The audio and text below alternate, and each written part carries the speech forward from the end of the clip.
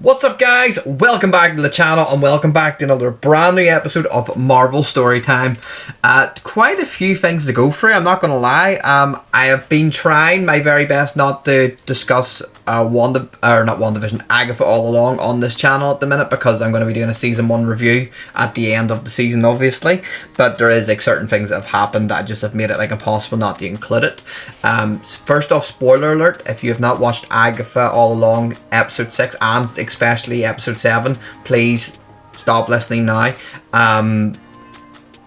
Aubrey Plaza's character has been confirmed as deaf. She obviously came for one of the witches at the near the end of episode 7 after she got the deaf card in the tarot reading. And I'll just to discuss that episode as well. That episode was probably one of the best episodes of Marvel television they've ever done.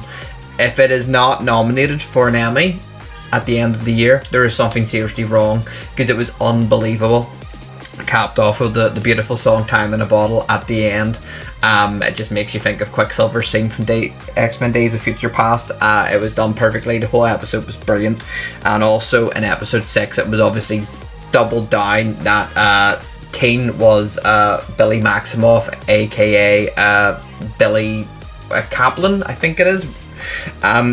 Obviously it was done in a way where there was a dead body from a car accident just outside of Westview as the hex was closing, and he took over that body.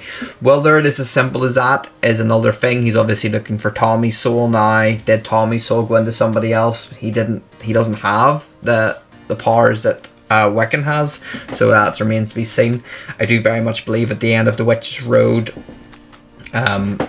we'll see Wiccan ask for Tommy's soul to be brought back and put into a body, probably. Either a body created from nothing, or it'll go into someone else, but they won't know who, and they will have to go and try to find him.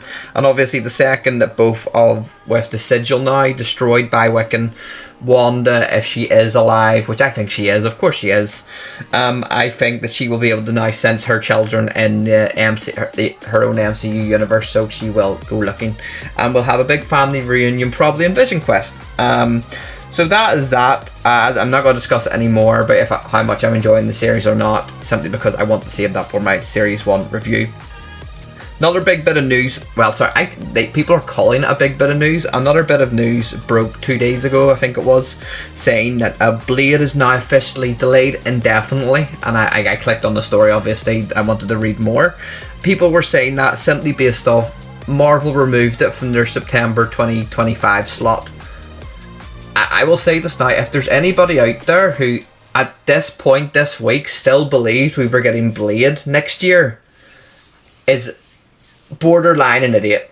Because there was no chance that they hadn't even started pre-production. Essentially, they hadn't even got a finished script. They were not releasing a movie next year. I said, I think 2 videos ago, that I honestly believe that the reason that the lead actor Ali has not left is simply down to the fact that he's been promised the movie is definitely going to come out eventually. People need to understand, it was only confirmed a few weeks ago that they're going full steam ahead with the Midnight Suns, and they do know that they need a Blade movie before that. Blade will not come out, and I said this in my previous videos, Blade will not come out before the multiverse saga ends. Because number one, you weren't going to have the likes of the new Blade in Secret Wars. You could possibly have Wesley Snipes' Blade, but you will not have the new Blade in Secret Wars. You will get all of the supernatural side of the Marvel Cinematic Universe after Secret Wars. The Phase 7, 8 and 9 will essentially be the Mutant Saga, Fantastic Four, Spider-Man and Supernatural.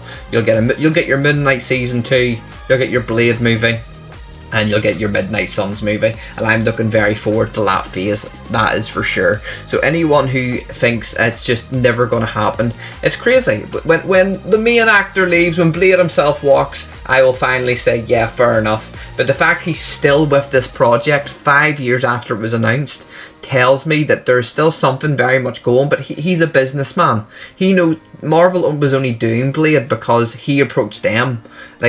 That's the only reason that they thought, yeah, we could do Blade. That's the only reason. So trust me, there will still be something in the pipeline for Blade. Just let them cook. Just concentrate on your multiversal stuff for now. Speaking of multiversal stuff, we've obviously had it rammed down our throats recently that Sony have got their way with Spider-Man 4. And now it's going to be a big multiversal film, including allegedly Venom, Tobey Maguire Spider-Man, Andrew Garfield Spider-Man, and Null. Null will be coming over from the Venom universe. But a report from My Time to Shine Hello, probably the best scooper of Marvel news out there. He has reported yesterday, which is very worrying, that he has heard what Sony have got in the pipeline for Null, and it is absolutely terrible. That worries me so much. It's already been confirmed Null only has 5 minutes of screen time in Venom, if even. Like, that's okay as long as you're setting him up as like an overarching villain, like a big bad. And obviously the rumours are Null is going to make his way to the Tom Holland universe, probably through the way of the symbiote hive mind, the bit of symbiote that Venom left behind at the end of No Way Home. He's going to be able to see into the MCU and he's going to join the MCU. That could be the case, but the rumours are saying that the way Sony want him handled is terrible. And I don't know if I can even believe that to an extent, because when the movie when Null gets into the MCU side of things and he's in Spider-Man 4, Sony shouldn't be touching it. They might be able to give opinions and we want the story to go here, here and here, but number one, Sony have basically confirmed that this is the end of their Sony universe after this, and then Craven. So the Sony universe is done. There was talk of merging their universe with the MCU. There could be a Battle Worlds type situation. You very much could do that, but they won't be making their own movies anymore. I could very much see a future where Sony just like lease out all their characters to the MCU and just like take a cuddle of money, because you're going to make more money working with everything with the MCU. It's going to be less effort for you guys because you don't have to hire your own writers and all, because you clearly are terrible at that, and you can just let Marvel do their thing. Stop interfering. Yes, bringing over Null is the right move. Having Tom Hardy's Venom team up with Tom Holland's Spider-Man is the right move, but not under Sony's guideship. Just give them to the MCU and let them cook. Because I'm telling you now, a Tom Hardy Venom and Tom Holland Spider-Man team up movie with the other two Spider-Men taking on Null in the MCU is possibly a $2 billion movie. Just leave the MCU to work at it and stop trying to implement your own stuff into the scripts. I will say this, but looks like Tom Hardy's Venom might not be the big moneymaker that was let on. Number one, it's sitting with a 40% score on Rotten Tomatoes at the minute.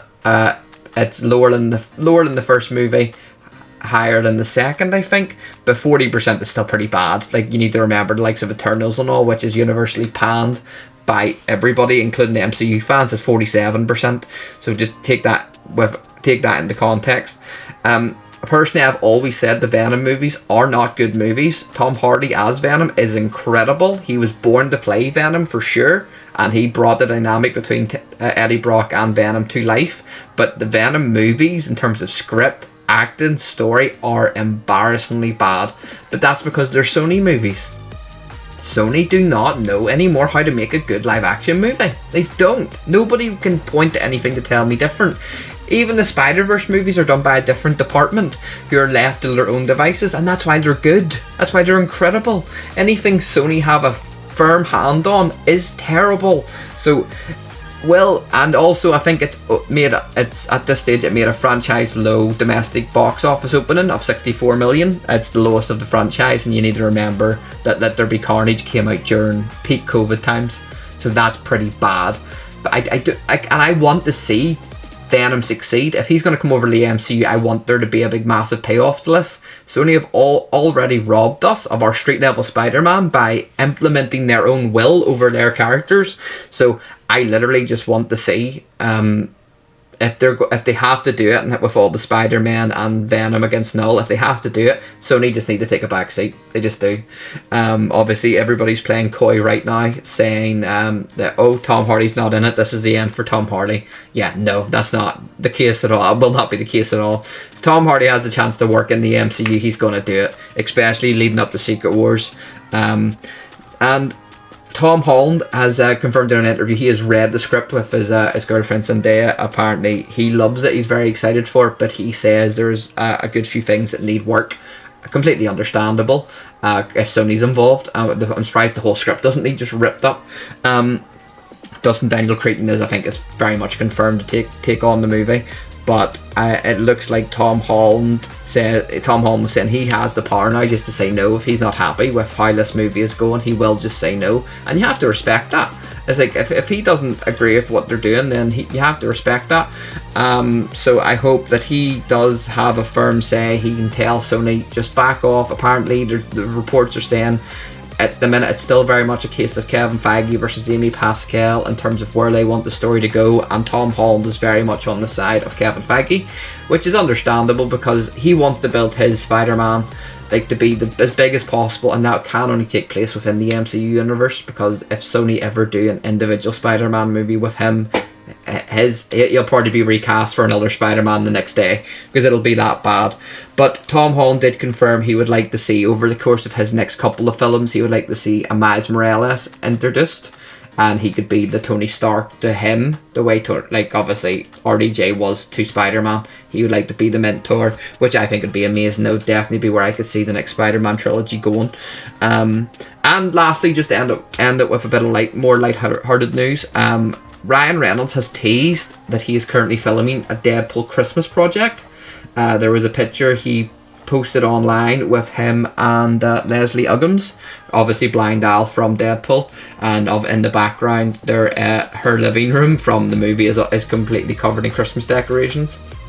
Nobody knows what this is about. There's been no rumours about this at all, but Ryan Reynolds is very much in full Deadpool outfit, and I did not, unless there was like a cut Christmas scene from Deadpool Wolverine. I don't think there was, but so like hopefully maybe it's just an advert. It could be a Christmas advert, it really could be, but like if it's a Christmas special, that'd be amazing. Obviously like everyone's just obsessed with Deadpool Wolverine right now, so it'd be great to see another project from Ryan Reynolds this early, because I don't think we'll see him again till Secret Wars. But that's everything, guys. That was a lot of Marvel news. I had to talk quite quickly. My throat is very sore now.